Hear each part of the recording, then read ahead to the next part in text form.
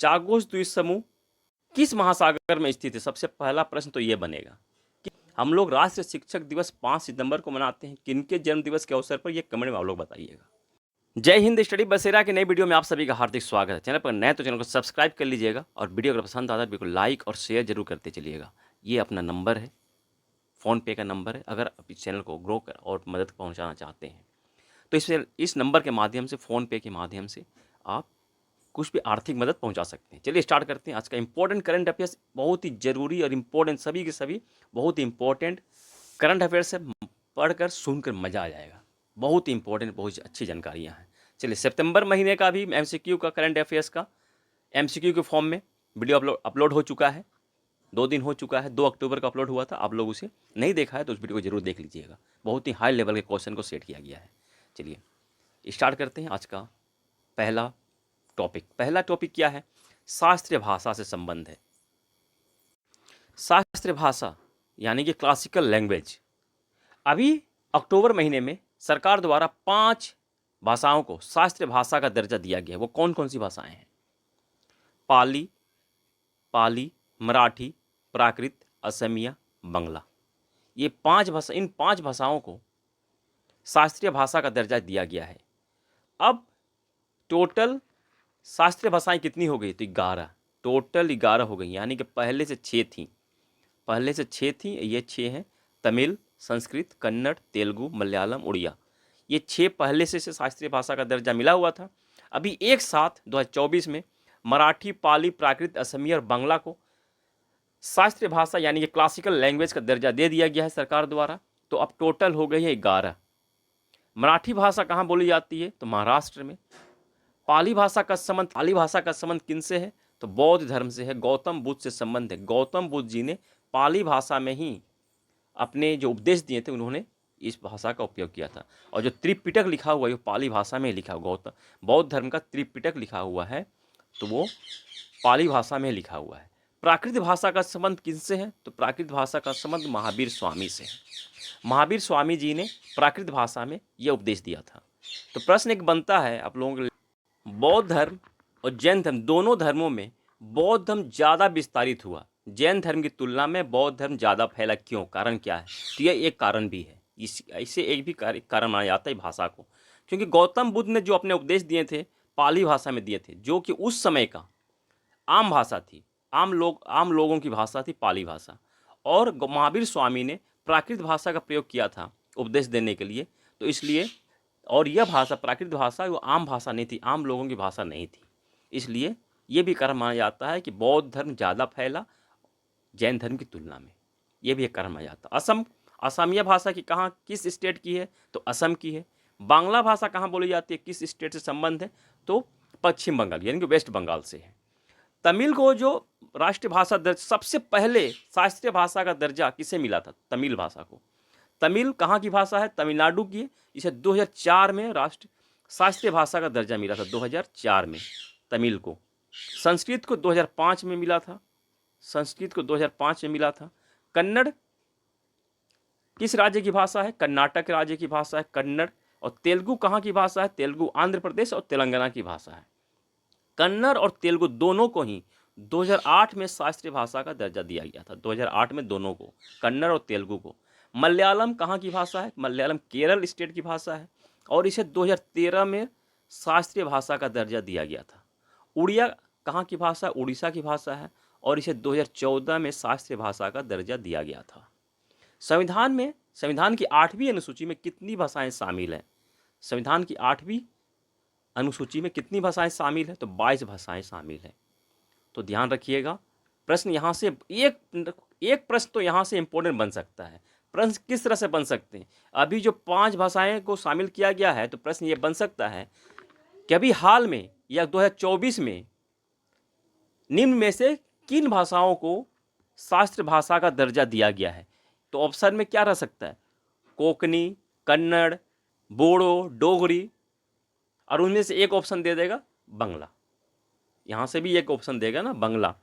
तो आंसर क्या हो सकता है? तो वहाँ कन्नड़ भी है, कोंकणी भी है, तो ऑप्शन सही जवाब बांग्ला हो जाएगा। इस तरह से, क्योंकि अभी जो आरआरबी एनटीपीसी के फॉर्म भरे भरे जा रहे हैं, कुछ भर दिए गए हैं, बहुत सारे फॉर्म निकले हुए हैं, बहुत सारे सेक्शनों में अनेक डिपार्टमेंट के फॉर्म जो है कुछ भरे जा रहे हैं। कोई अभी डेट फिलअप चल रहा है, डेट अभी है उनका, और कुछ डेट ख़त्म हो गया, फिलअप हो चुका है, उनकी तैयारी आप लोग कर रहे हैं, आप लोगों ने फिलअप कर दिया होगा।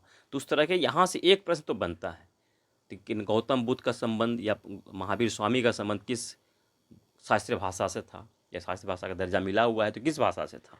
प्रश्न यहाँ से एक प्रश्न बन सकता है, किसी भी तरह से प्रश्न जो है बन सकते हैं। तो टोटल शास्त्रीय भाषाएं कितनी हो गई? 11, ये भी ध्यान रखिएगा, प्रश्न ये भी बन सकता है। चलिए नेक्स्ट पॉइंट पे चलते हैं। नेक्स्ट पॉइंट है चागोस द्वीप समूह, है ना, मैंने कहा था ना, बहुत इंपॉर्टेंट प्रश्न का आज हम लोग डिस्कस करेंगे। चागोस द्वीप समूह किस महासागर में स्थित है? सबसे पहला प्रश्न तो ये बनेगा, किस महासागर में स्थित है? तो यह हिंद महासागर में स्थित है। चागोस महाद्वीप किस देश का हिस्सा है? अभी वर्तमान में किस देश को सौंपा जाएगा? तो मॉरिशस को हैंड ओवर कर दी जाएगी। मॉरिशस का हिस्सा था, परंतु इस पर किसका कब्जा था? यूनाइटेड किंगडम का। यूनाइटेड किंगडम इस द्वीप समूह पर, इस पर कब्जा था, और यह अब इस मॉरिशस और यूनाइटेड किंगडम के बीच समझौता हुआ है, और यह अब मॉरिशस को सौंप दिया जाएगा। मॉरिशस की राजधानी क्या है? पोर्ट लुइस है। मॉरिशस पोर्ट लुइस है। मॉरिशस किस महादेश में आता है? किस महादेश का हिस्सा है? तो अफ्रीका महादेश का हिस्सा, ये भी ध्यान रखिएगा। हिंद महासागर में स्थित है, हिंद महासागर में मॉरिशस स्थित है, और अफ्रीका महादेश का यह हिस्सा है, अफ्रीका महादेश में आता है। चागोस द्वीप समूह को जब यूनाइटेड किंगडम यूके इस पर कब्जा किए हुए थे, उसने इसका नाम क्या रखा था? इसका नाम रखा था British Indian ocean territory. Indian ocean में था, यानी कि हिंद महासागर में स्थित था, इसलिए इसने ब्रिटिश इंडियन ओशियन टेरिटरी इसका नाम रखा था। द्वीप समूह में, चागोस द्वीप समूह में कौन कौन से इंपॉर्टेंट आइलैंड है, कौन कौन से इंपॉर्टेंट द्वीप हैं?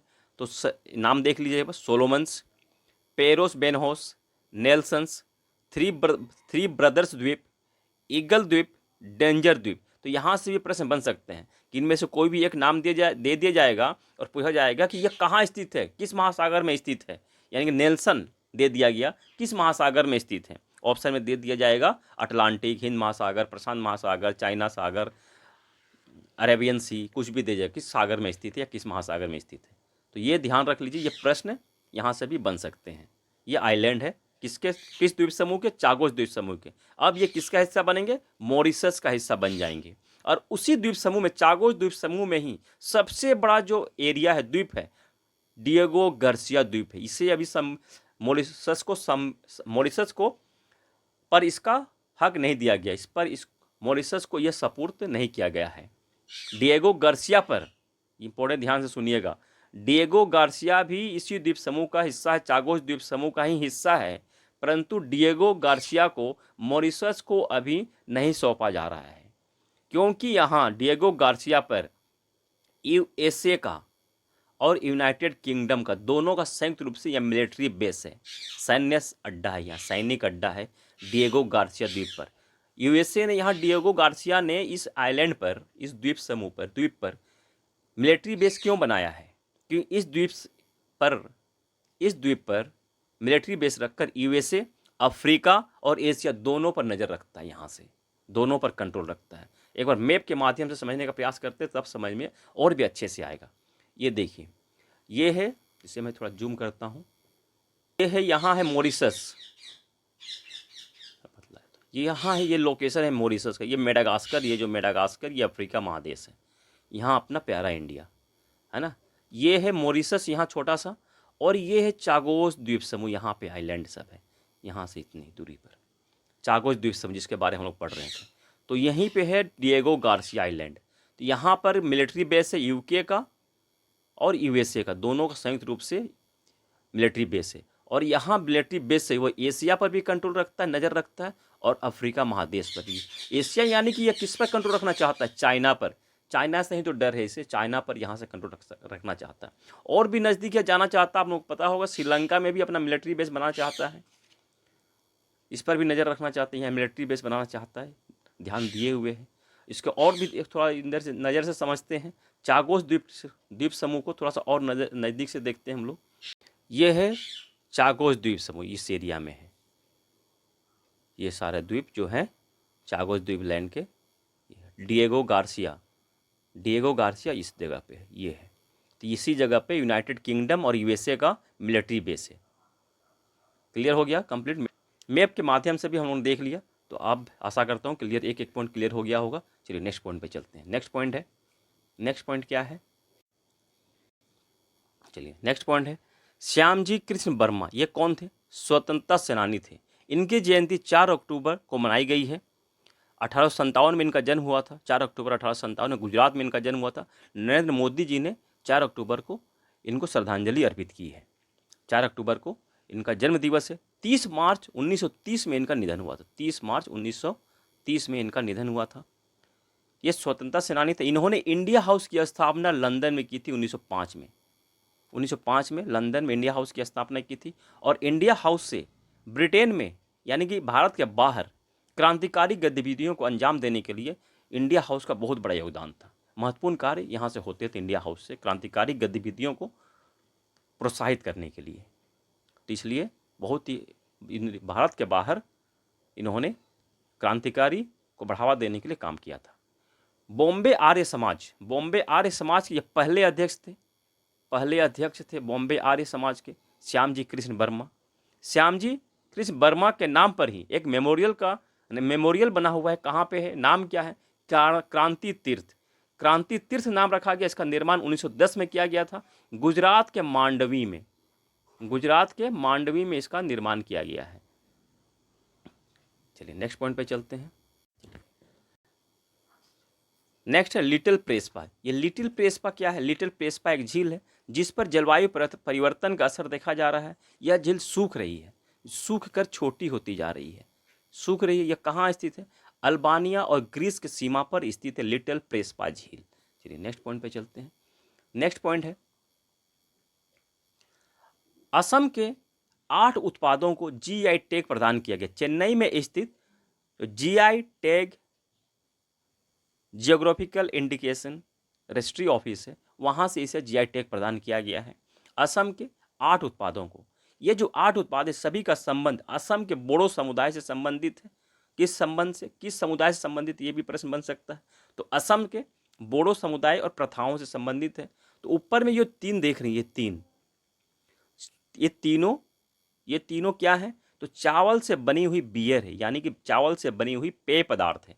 पहला है बोडो जौ ग्वारन, नाम को ध्यान से कर लीजिएगा। मैम्ब्रो जौ बिडवी, बोडो जौ गीसी, ये तीनों के तीनों क्या है? चावल से बनी हुई पेय पदार्थ हैं। ये जो 4 हैं ये चाय खाद्य पदार्थ हैं, अलग अलग चीज़ों से बने हुए। उनका मैं नाम बताता जा रहा हूँ किनसे क्या बना हुआ है। पहला है बोडो नेपहम, ये किण्वित मछली से बना हुआ व्यंजन है, नेपहम। दूसरा है बोडो ओंडला, ये बोडो ओंडला क्या है? चावल के पाउडर से बनी हुई करी है, करी है। सेकेंड में है जो बोडो ओंडला। तीसरा है बोडो ग्वारवा क्या है? त्योहार पर बनने वाला पकवान है, यह पकवान है बोडो ग्वारवा। चौथा क्या है? बोडो नार्जी जूट के पत्तों से, किसके पत्तों से? जूट के पत्तों से अर्थ किण्वित व्यंजन है। यह जूट के पत्तों से बना हुआ व्यंजन है बोडो नार्जी। ये पांचवा क्या है? पांचवे को ध्यान से समझिएगा। बोडो अरुनाई एक कपड़ा है, कपड़े का नाम है जो कंधे पर रखने के लिए बनता है। यह करीब 1.5 मीटर से 2.5 मीटर ये लंबा होता है और कंधे पर रखा जाता है इसे। बोडो अरुनाई एक कपड़ा है, ये ध्यान रखिएगा। उत्पादों को दिया गया खाद्य पदार्थ ये 7 हैं और एक कपड़ा है बोडो अरुनाई। ये असम के हैं। पहला जीआई टैग किसे दिया गया था? सबसे पहले जीआई टैग दार्जिलिंग चाय को दिया गया था, इसे भी ध्यान रखिएगा। चलिए नेक्स्ट पॉइंट पे चलते हैं। नेक्स्ट पॉइंट है पीएम राष्ट्रीय कृषि विकास योजना, यानी कि PMRKVY, ये शॉर्ट फॉर्म। और कृषिोन्नति योजना यानी कि KY, इन दोनों योजनाओं की मंजूरी केंद्रीय मंत्रालय द्वारा दी गई है किसानों के विकास के लिए, किसानों की समस्या को समाधान के लिए इस योजनाओं को मंजूरी दे दी गई है। चलिए नेक्स्ट पॉइंट पे चलते हैं। विश्व शिक्षक दिवस कब मनाते हैं? विश्व शिक्षक दिवस 5 अक्टूबर को मनाते हैं। 2024 की थीम क्या है? Valuing teacher voice towards a new social contract for education. ये 2024 की थीम है। 2024 की थीम है विश्व शिक्षक दिवस, वर्ल्ड टीचर्स डे। हम लोग राष्ट्रीय शिक्षक दिवस 5 सितंबर को मनाते हैं। किनके जन्म दिवस के अवसर पर, ये कमेंट में आप लोग बताइएगा। पहला शिक्षक दिवस कब मनाया गया था? तो 1994 में, 1994 में पहला विश्व शिक्षक दिवस मनाया गया था, 1994 में। यह विश्व शिक्षक दिवस किनके द्वारा मनाया जाता है? तो अंतर्राष्ट्रीय श्रम संगठन यानी कि ILO, अंतर्राष्ट्रीय श्रम संगठन, और एजुकेशन इंटरनेशनल यानी कि EI द्वारा संयुक्त रूप से साझेदारी, दोनों की साझेदारी से यह मनाया जाता है विश्व शिक्षक दिवस। तो अनेक डिपार्टमेंट के फॉर्म भी निकल चुके हैं, फिलअप चल रहा है। आप लोगों ने अगर नहीं देखा उसे फिलअप कर लीजिएगा और तैयारी ज़बरदस्त तरीके से करते कमेंट बताइएगा वीडियो कितने इंपॉर्टेंट बने हैं। कमेंट करना मत भूलिएगा, अपने फीडबैक जरूर दीजिएगा और वीडियो को लाइक करते चलिएगा और शेयर भी जरूर करते चलिएगा। इतनी सी रिक्वेस्ट है आप लोगों से। मिलते हैं फिर नए वीडियो में, तब तक के लिए जय हिंद, स्वस्थ रहें, मस्त रहें, धन्यवाद, जय हिंद।